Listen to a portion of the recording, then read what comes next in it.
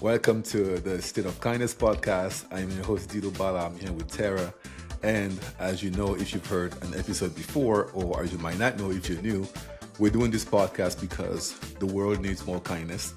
And I am fascinated by people who have dedicated their lives to trying to learn more about who they are and then improving who they are so that they can show up in the world in a way that makes themselves show up better as better versions of themselves, but also in a way that supports other people and that supports the rest of the world and the planet. And I always start with the same question when I meet someone as amazing as Tara, who a good friend of mine, Carla, introduced me to. I always ask the same question first. I've talked to you before. I know what kind of person you are. I know that you care so much about making the world a better place. But I want to go back to how you became who you are. Why is it that of all the things you could be doing with your time, with your life, this is what you're doing? Like why is that? Tell us more about who's Tara and why you care about kindness. I think honestly, we all care about kindness. Maybe we just approach it a little bit differently. But I remember being very young, and it really, sometimes your parents say something, it sticks with you or it doesn't, right? My father had told us when we were all little, I have a brother and a sister, that we are all brothers and sisters. All of us, everybody in this world, we are all brothers and sisters. And your dad tells you something, and he was always pretty straightforward, honest guy, so I'd have no reason to not believe it. And I don't know how long of a period of time went by, but I asked him again, you said we're all brothers and sisters, but does everybody else know that? Because you're little and you say something and your friends look at you like, what are you talking about? My father said, yes, we all knew it at one time, but we've forgotten. And very powerful for me as a young child to hear that and then grow up in a world where people just don't see it that way. But we truly are, right? We're all brothers and sisters. And love And is the medicine. Love is really, truly the medicine. love is a medicine. I'm writing this down because there's so much in what you're saying. So your dad telling you that we're all brothers and sisters, and we all knew it at one time, but we forgot. So as you grew up and got to define your own life, have your own life experiences, what did you notice about that? Kind of go through life with an attitude of things will work out, right? Because we're here for a short period of time. So in my actions, not even consciously, I just go with the flow. I go with the flow. It's always worked out before, right? We've heard what you get, what you give. Sometimes that's true, sometimes it's not, because we think that we're giving so much. So why are we getting a kick in the pants? But maybe we give sometimes in the wrong direction, or we give for a personal gain. Just keep giving. Just keep giving, and things are going to flow. It's not about, oh, Dido's going to get his way because he's putting good karma in the bank, so he'll get good karma back. It doesn't work that way, my friend, it's not what this life is about.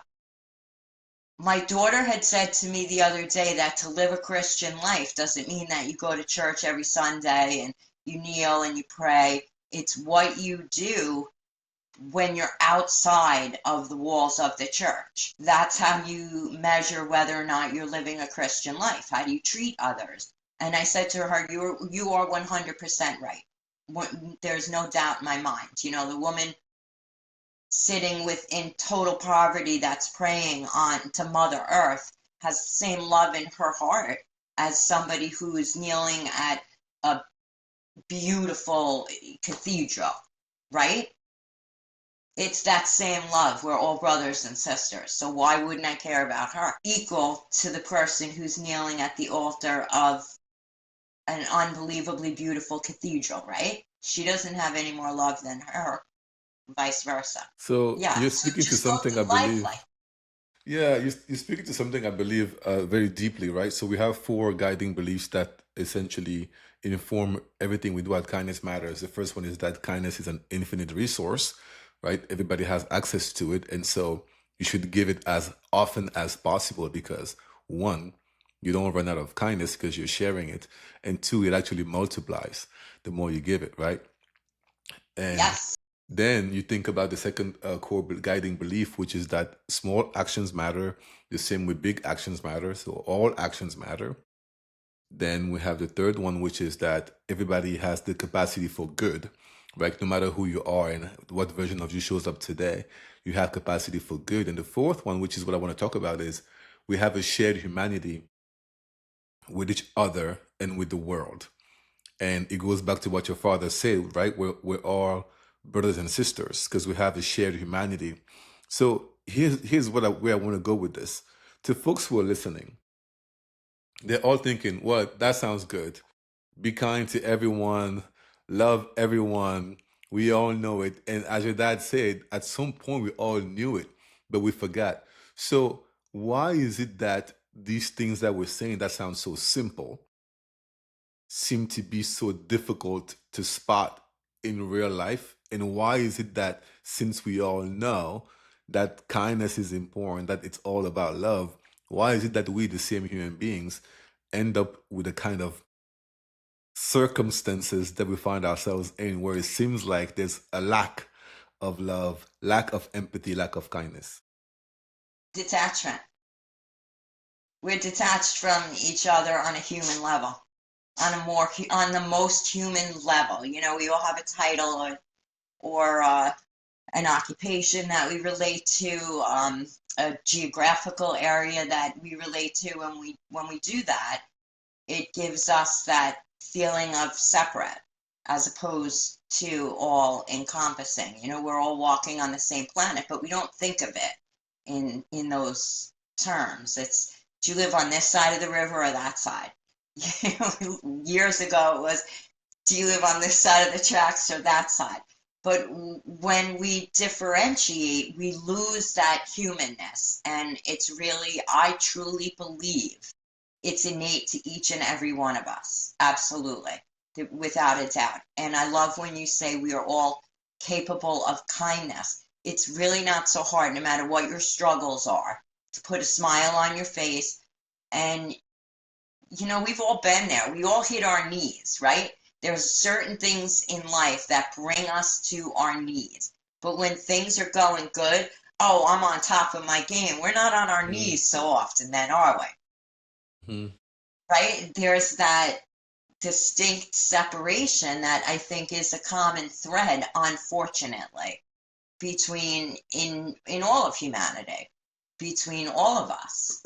And it's hard. I get it. We have stresses. We all have big bills and, you know, heating costs now people might be thinking of if you live in the Northeast, or even cooling costs if you're living down south, or floods. It's just, some say, oh, Mother Nature is really mad. She's getting even, and that's why there's all these catastrophic events going on and 100-year floods happening, you know, every 5 years or 10 years. I think that's very interesting. I think it's somebody else that's much, much bigger in charge that's trying to bring us together. I don't look at the catastrophes as death, destruction, and doom, because the kindness that comes out of human beings to perfect strangers in the face of whatever, tornado, a fire, a flood, right? You see it on the news, and people drive for 1,000 miles or hundreds of miles to help people in a state maybe they've never been to, people that they've never met before, right? We all put our pants on one leg at a time. Doesn't Wow. matter. So okay, you just did something quite interesting there, which is using perspective taking to reframe a situation that is in front of us. So if most people hear hurricanes or floods or any natural disaster, the first actual image, because I'm talking about folks who may not even be in the actual situation. If I'm here and I read on the news or see something on TV about the flood or anything else like that, the first image I have is of people suffering. What you're saying is that we can also, and maybe first, have the image of people helping. Did I get that correctly? Yes, 100%. 100%. And it's not just the emergency workers. Of course, you see them, and that's a special kind of person that's willing to go out and, I don't know, for instance, help an elderly person. Maybe they're wheelchair bound, and you see images of them lifting this elderly person or what have you. But then you also see the people that came from, like I said, states away who can relate to it because, oh, that could be my mother. That could be my grandmother. That's the right back to square one. We're all brothers and sisters. Yeah, it's the shared humanity. So let's dive a little deeper into some actual tools that people can use, right? So perspective taking is a very interesting one that we just talked about, which is just the idea of looking at something and being aware that if you have a holistic look at the situation, this angle may show you this perspective, but if you shift a little bit, it's not going to transform the actual thing that is happening, but it could transform how you perceive it and therefore what you do about it. So that's the key. What else can people do who want to live a life that is more anchored in kindness, in gratitude, and in love? What other tools can you share? Anchor themselves. Be kind to yourself. You know, I meet so many different people, and sometimes some of the things that they say, I take a step back, and yes, I'm guilty too, but we speak to ourselves in a way that we would never permit anybody else to speak to us, right? So if I'm in that place mentally, how effective am I going to be as far as kindness to somebody else when I'm willing to berate myself and this stinks and that's terrible and I'm so stupid, I can't believe whatever. It's all an experience. I happen to be in the yogic philosophy, so the soul is infinite. Okay, the soul is eternal. That part of us is eternal and will go on and on and on. But these bodies that we embody, they're very temporary. So why not make the best time of it that you possibly can with everybody, right? Why not? Why not make people smile or somebody laugh or joke with yourself? I don't cook that well, but I mean, the good news is my family never gets sick. They could probably digest gravel. My kids are grown now, but they joke with me and they're like, well, Mom, you can't bring that because, you know, it takes years of your cooking for people to develop the capacity to digest. But it's the same thing. It takes years of practicing being kind to ourselves to be able to digest how often we just lash out, not really knowing like what you're saying, not seeing the whole perspective. Well, then why would you live in an area where you can't get flood insurance? I don't know. I don't know what the scenario is for that. Maybe that's property that was in the family. Maybe somebody can't afford to just up and move because if my property is in a flood zone and you're looking for property, are you buying mine? Probably not. Exactly. Right? Exactly. So, you know, but we don't need to be bothered with all the back drama and the judgment that comes with it. I think if Mm, we wake up and we decide we're going to be kind and we're going to see good in the world, Dido, we're going to put good into the world. mm-hmm. Mm-hmm. Yeah, right. It goes along with that saying, you find what you seek, right? It is that simple. Like the day it's like when you're doing those what is it? Is it crosswords? What do you call that? Um Yeah, like the crossword puzzle.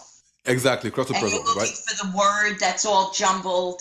Yes, Yes, yes. yes. What you have done there is you have given your brain an assignment to almost become blind to other things and only focus on the things that come close to the word you're looking for. And that's exactly how your brain is designed to work. So the same thing is true for if every single day you train your brain and give it the assignment to look for kindness. And so the folks who are listening, here's something very practical. The same way you had the list of words for the crossword puzzle, when you read those words first, that's when you are downloading and giving your brain the assignment to go on a mission to look for those words. So a version of that for yourself, for your life in the morning can be when you wake up. Take 3, 4, 5 minutes to decide which are the things that you would like to see more of during the day. If what you would like to see more of is acts of kindness, gratitude, and empathy, literally sitting there and saying those three things and reading those words and thinking about what does kindness look like, what does gratitude look like, what does empathy look like, giving your brain that assignment in the morning in that way allows you to then start your day and move throughout your day scanning the world looking for those things, and you will find more of them. So give it a shot. It sounds very simple because it is, but we forget. So we have all these self-help books, right?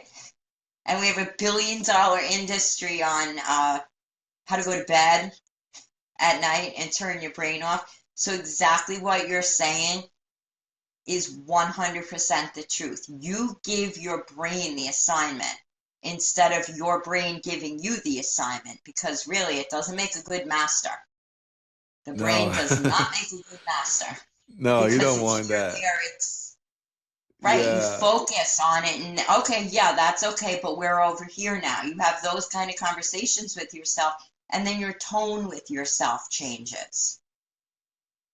And it Mm. does matter because kindness matters. I love that name because it's all that matters is to be kind. I don't care Yeah, if I you run love. across the grouchiest, grumpiest, nastiest person in the course of your day. You've got to say, thank God that's not me. Right? Mm, Imagine the amount of energy it consumes to be that hostile all day long. And mm. what you're doing to yourself and your nervous system, never mind what you're doing to, God help, the people that come in contact with you, but what are you doing to your own nervous system? Feed your soul with good stuff in spite of the negatives. Switch the narrative. Maybe all this craziness is happening in the world, fires and floods and you name it, not as a lesson to us in a bad way. You're not acting right, so now I'm going to burn this village. I don't believe that that's the way we were created to be happy, right? Essentially, to enjoy this life and enjoy each other in this life. Maybe all these things happen to show us that, yeah, we can come together. It doesn't matter who you voted for, what your political beliefs are, what color your eyes are, right? These are all little incidental things in the whole picture of humanity. Just your time here, make it count with kindness and well-being for others. There's Yeah, a truth. there's a special prayer in yoga, and you wish upon people that you have difficulty. They don't really say enemies, but people that you have difficulty with, or maybe even wish you harm. May they be happy, may they be peaceful, may they be healthy, and may they be at ease. And I've had many people ask me about that. Why would I, want that for my loved ones as well as those? Because they're not going to be so bad of an enemy then, right? If they're happy, they're healthy, and they're peaceful, and they're at ease, maybe that one day they won't be so devilish. They won't be such a trickster. Maybe. Maybe, but the point that I love about that is that we can say maybe for them, but we can say for sure for us. And the point that you're making is that all of this needs to be focused on you towards yourself, because you are not responsible for how other people show up in the world. So that person that shows up in a quote unquote nasty, mean way, you don't understand the background story of how they got there, nor is it your job to understand it. What matters is for you to not allow yourself to be activated by those circumstances so you can then show up in a way that then takes all the energy you have And instead of focusing it on being emotionally regulated, it focuses on being dysregulated and on wanting to respond to the meanness, the nastiness. So again, it starts with yourself and how you treat yourself. Right. And we have the tools to do that. And yeah, some days it's going to be better than others because we are human beings and the mind does get disturbed and have desires and yes, all these things. But if you try to bring it into focus, if you practice that within a few days, I can almost promise you will see things in a different way. Not that you're not in the same situation, but maybe your perception. I can't really change what's happening to me right at this moment, but I can change how I let it affect me. 100%. And so I want to talk about something that is very close to you, yoga. So, first of all, let's just start with the basics, right? The same way we talked about when somebody hears about a natural disaster, they have a very particular image in mind. When most people hear yoga, they have something in mind. And I can tell you right now, if I hear yoga, what comes to my mind is a very specific type of people. I think about a woman who looks like you, who is dressed in a very specific way, like wearing some clothes from, like that are very tight. I mean, they call them yoga pants, right? It literally has a name. As if what you're wearing is not that, then perhaps are you not doing yoga? I don't know. I'm just giving all these stereotypes, and I have an image of what a person who does yoga is supposed to eat, to drink. You're probably vegan, right? So I have oh, so I have all these stereotypes because, like everybody else, I'm exposed to those. So just tell us, first of all, what is yoga? Yoga is one of 6 philosophical systems from India. Okay, very little known fact. It's a philosophical system. It's not downward dog and plank and chaturanga and I What? mean that It's not it's wearing pants from Lululemon and doing you downward know dog what's and so drinking green funny? Do you juice. know sometimes when I'm leading a practice, I'll say I started practicing yoga before there were yoga pants. And people look at me, I'm like, yeah, we were all naked in one room. It was kind of crazy now that I look back on it. But no, I mean, honestly, when I practice, I generally wear boxers and a pair of sweatpants because I don't want anything that's tight on me. But, it's the old cliche, it's a union.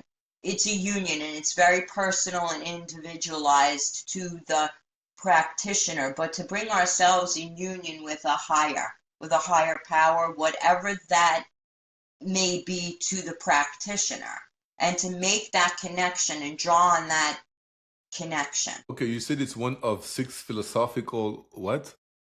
Systems, philosophical Philosophical system. systems from India. Okay, and so this help us understand why yoga is a tool that can help us live a life where we show more kindness to ourselves. It's compassion for one's self. They have it's the way it is set up. It is really a very personal practice, and it requires us to look deep within. Okay, and sometimes we set boundaries. There's truthfulness, very much like the 10 Commandments. Okay, there's truthfulness, non-stealing, non-harming, and as you move through the limbs, they're called limbs. Ashta is 8, so Ashtanga are the 8 limbs. As you move through the limbs, it was taught to me like rungs of a ladder. And of course, we want to get to that highest rung. And you can reach for it and feel as though you're touching it, but at some point, you're going to realize you came right back down to rung number 1. And you have to practice it exactly as it's set up, as a system. And you learn to focus and you learn to concentrate. And through that, you can create a practice of meditation. And all these things are exactly what you're saying about getting into your own head and turning the narrative. So the mind isn't leading you this way and that way because the desires of the mind are very strong.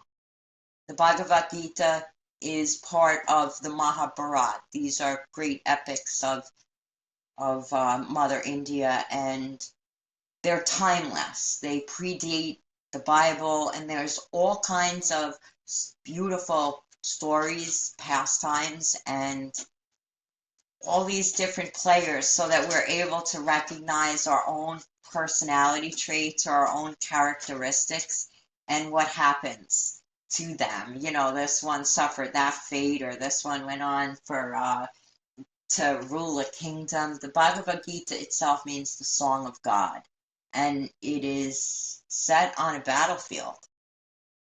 Okay, it's a war about to happen, and unfortunately, the two opposing sides are relatives. So here we go with these lessons of how we take what is not deservingly ours, right? And we hold on to it, and then you have to enter. Arjun is the key player in the Gita, and his dharma, his truth, is to fight for that kingdom. He wants to walk away, and Krishna is telling him, that's not why you're here. I understand what you're saying. You don't want to fight in a war. Who'd want to fight in a war? And you're probably very puzzled. Yoga, it's all about this peace. What are you talking about? A war. It's up here. It's the war we wage against ourselves in our own minds, and then we act out accordingly, doing unjust, unfair, turning our backs, disloyal, all these things that can go on in one lifetime, 2 lifetimes. I don't know if you believe in reincarnation or anything like that, but it's the karmas that we incur as we go through these lifetimes. I don't know about getting it right, but give it a try, right? Just try to be kind. Try to do the right thing even when nobody's looking, because somebody's looking, somebody's watching, somebody's seeing. I don't know about you, Dido, but I've hit my knees and been like, I know it's said to me that you don't give me any more than I can handle, but I can't handle all this. Why are you putting this on my shoulders?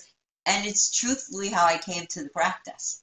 It really is. I was at a point in my life where I was on my knees in the chapel of St. Francis Hospital on Long Island. My dad was dying, and I never thought I would lose him before my mother. My mother and I had a difficult relationship. She wasn't a very easy person. And I was like, all right, I understand this is your well, not my well, but you're going to have to give me something. You know, I'm going to bargain. I'm on my knees in the worst place in life, and I'm going to still bargain like I hold the chips. And for some reason, within a couple of months after my dad passed, I ended up in a yoga class. And the yoga class I took was so hard, Dido. I was like, these people are out of their minds. There was just something about it that stuck with me. And I thank God every single day that I was given it. It's a gift. It's a privilege to catch ourselves before we fall into the abyss. It's a privilege to hold yourself accountable.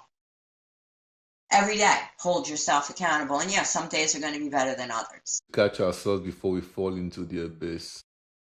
So here's the question. People like things to be broken down for them in a step-by-step way. So I'm going to give you an example, and then maybe you can help people who are listening have a 5 steps, right? The 5 first steps to for someone who has never been in a yoga studio, who has never heard these kinds of conversations, and who wants to try yoga. So if I think about somebody wanting to be more optimistic in their life, or wanting to see more kindness, and then ask me for the step by step, I would say, for example, decide that you're going to take a whole week, because in order to see that something works, you really got to try. You can't just do it one time on Monday, and then when it kicks your ass, you're like, well, I gave it a shot. Those 15 minutes of yoga, so give it a shot. So please commit to at least a few days or a week. That's the first thing I would say.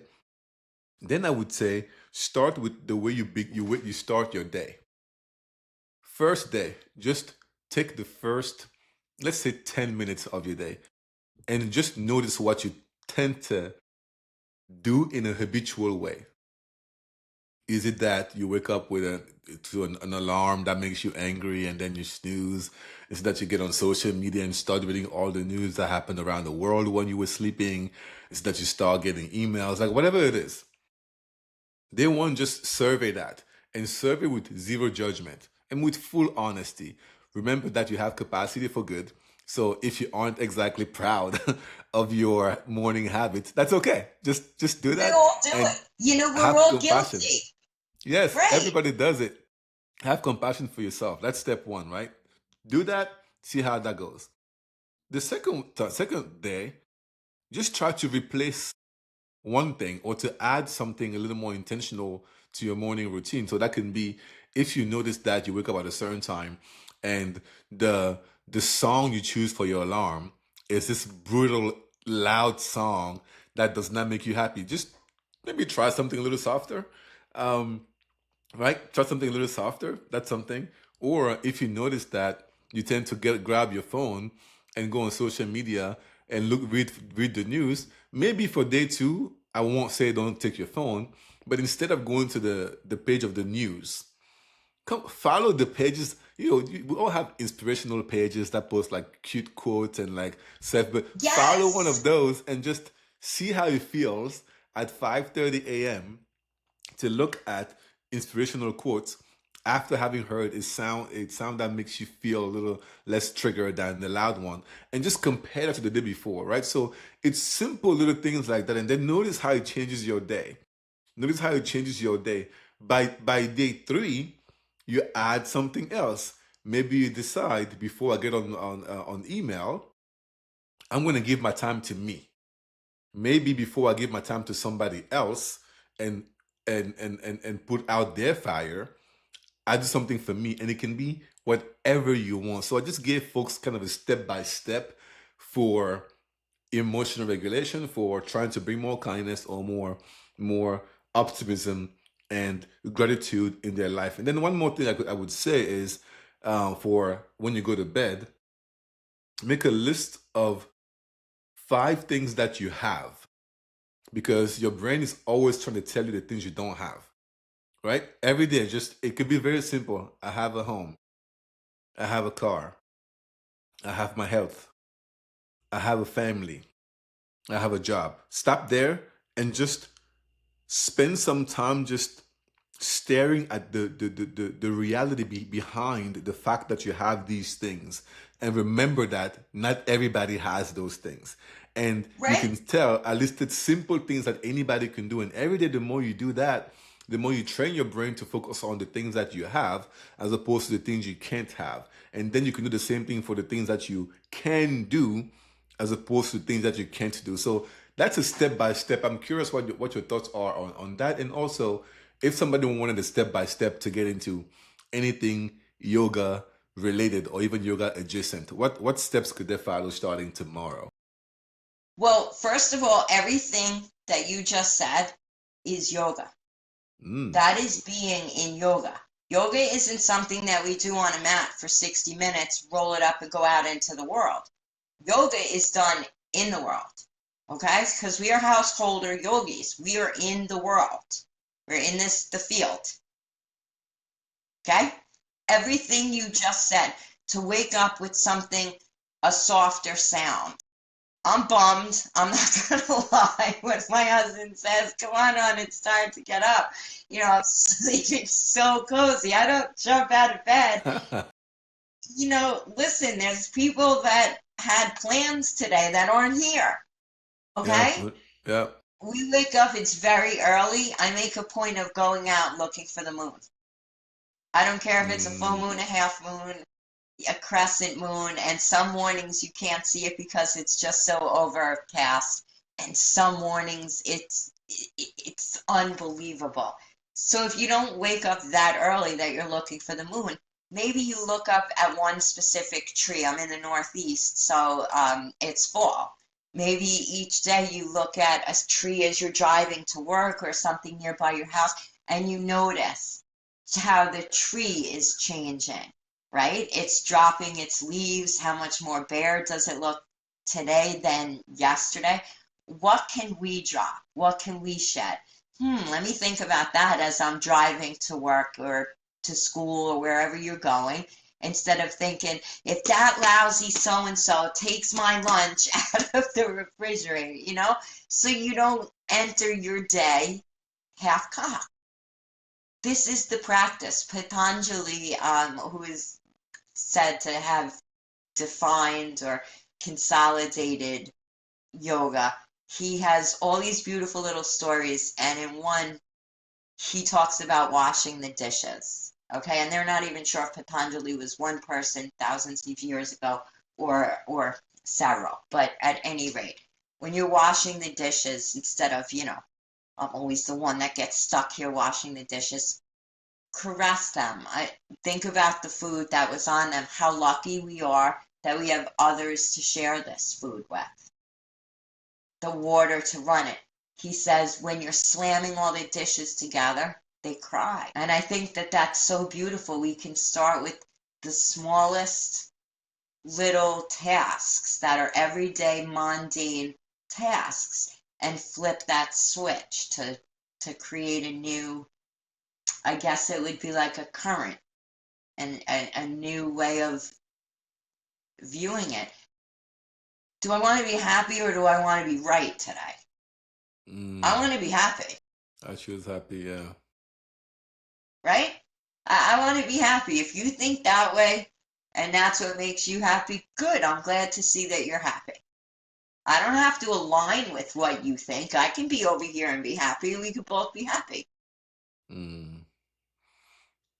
So it sounds like, so when I hear you describe yoga, it sounds like it's just being present in the current experience, being mindful of it, non-judgmental of it, and trying to focus on having the perspective that allows us to be happy, and that is a perspective of gratitude for the things that we have and the things that we can do, because it is allowing us to accept the fact that we don't always control what happens around us, but it's emphasizing the agency that we have to shift our perspective to emphasize the things that are working and the things that are going well, the things we can be grateful for. 100%. And, to go back to when my dad was dying in the hospital, and for whatever the reason, I mean, nobody was practicing yoga at that point. Studios weren't on every corner. Nobody I knew wanted to do yoga. I didn't even, I would get on the train and I would go into Manhattan. And there was a big studio in there, a very well known, established studio. And I started practicing, and there was this one teacher that I practiced with once a week. I would go in, and her and I would work together on the basics.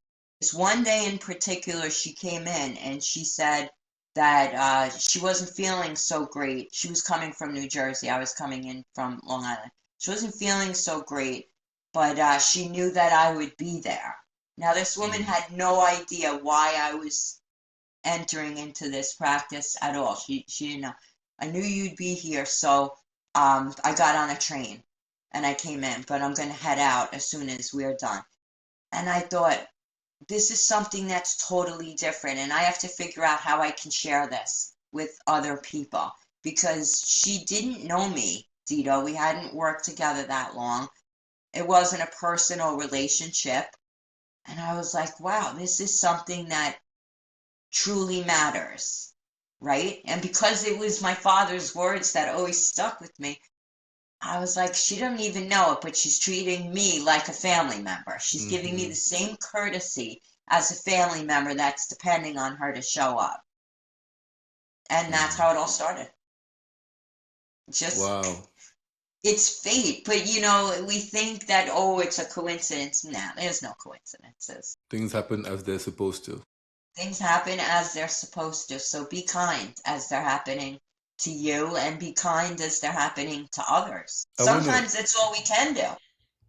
That's all you can do. I mean, that's why I start with the guiding belief that kindness is an infinite resource, because you have it within you, and sometimes that's all you can reach for and show and showcase, because You don't have anything else sometimes. Sometimes all you have is that.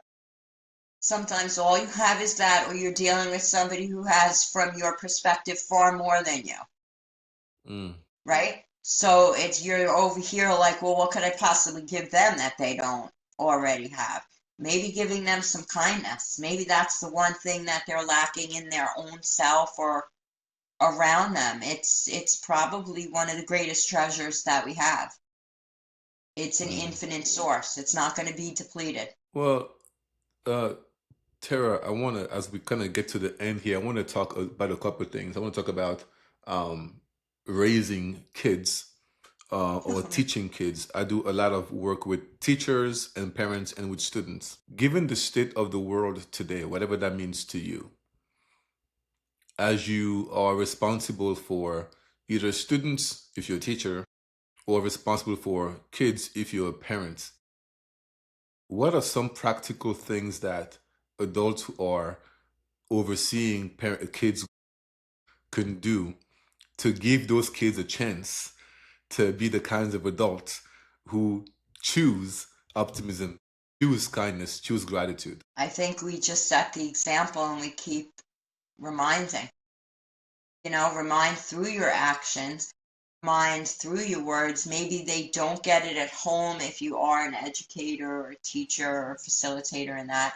capacity. It's really tricky, especially these days. I don't know many educators that are going to go up to a parent and say, "Oh, well, maybe you shouldn't talk to Johnny like that." That's not going to go over Yeah, well. maybe you're not going to do that. Yeah, that's not a Right? good news for the teacher. You're gonna get in trouble. Right, right, right. So, I mean, in that context, and you just have to keep on being you and reinforcing to them, you be the best interpretation of you that you can be. Don't worry, just exactly our conversation.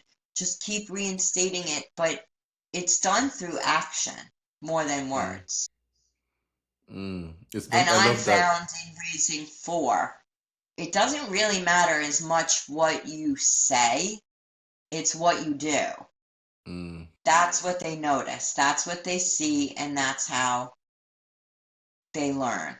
My youngest, who's now 28, thought for sure and certain that I knew everybody in the town because when we would walk in someplace, they'd be like, "What's going on?" I mean, of course, over time you get a familiar face. "Hey, buddy, what's happening? What's going on over there?" Because, we're human beings. When we don't notice each other so much, or we're embarrassed or, you know, intimidate, whatever the case may be. Lead with your heart and others will follow. So okay, Do you here know that the word abracadabra means as I speak, I create? I thought it I was just some just random found that onomatopoeia. out. What? Abracadabra means that? Abracadabra, right? We all know abracadabra. Yeah. As I speak, I create. That's the exact translation. In what language is it? I just found that out like 2 months ago. So if you want a mantra or a word to go to bed with at night, pick abracadabra. Man, As I that'll put your head speak, on track. As I as I speak, speak. I create. Wow. Do you know what language this is in? I do not know. I don't know if it was I'll look it Hebrew. up. I do not believe it was Latin. We'll look it up. We'll find it out. So, okay, Tara, You look, find it it's out. But is that not amazing? There's that's one word that's amazing. a mantra that can encompass a whole plethora of You can start situations. your As day I with speak, I that. create.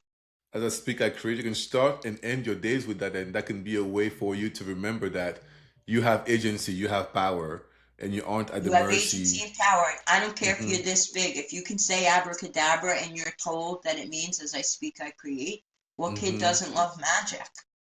You're magic. Wow. Yeah. I'm magic. We're made of the Hmm. same stuff of the stars. That's science. Yeah. We're all magic. And one Abracadabra. one thing that's cool. I love learning new things. I didn't. I had no clue. And the good thing is that abracadabra is universal. It doesn't matter where you're from. you've heard that or a version of that. And so I want to give you the last word for people who are listening. And I remember that for me, I've always thought about this.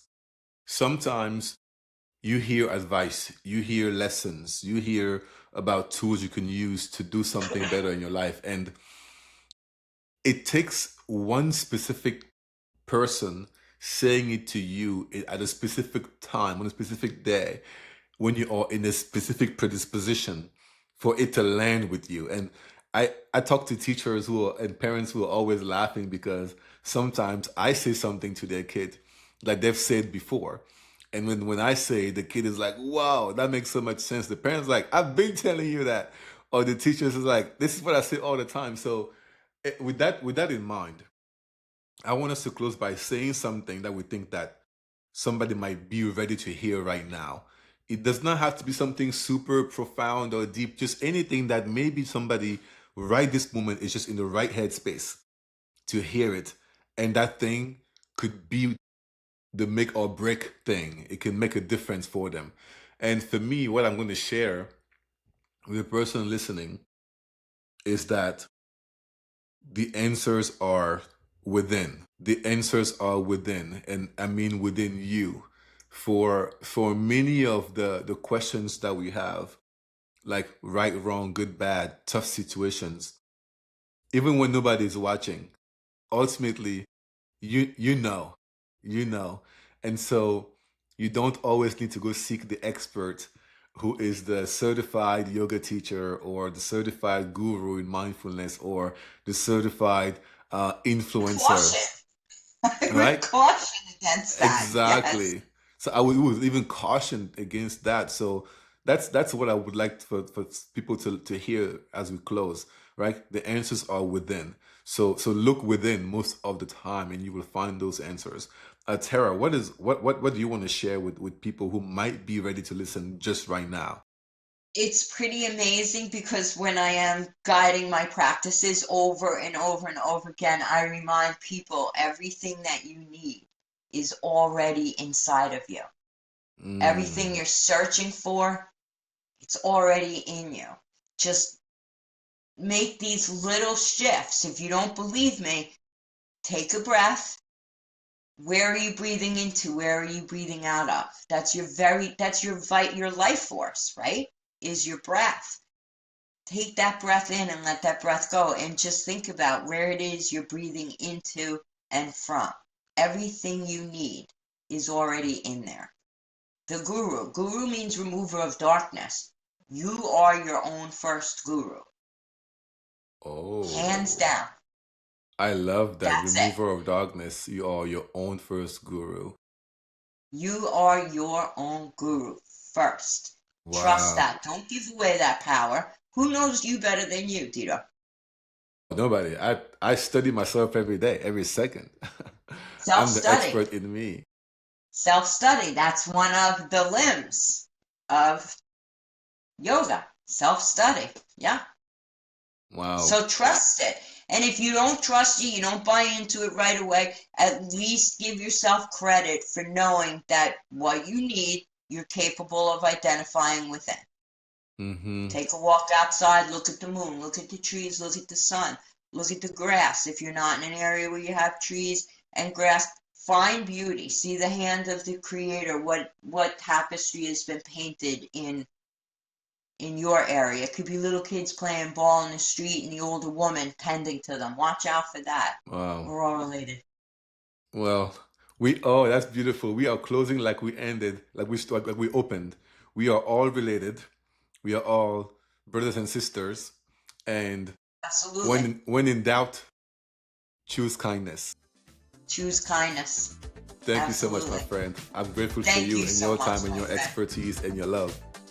You too. Right back at you, Tito. I love what you're doing. Thank you. Have a great day.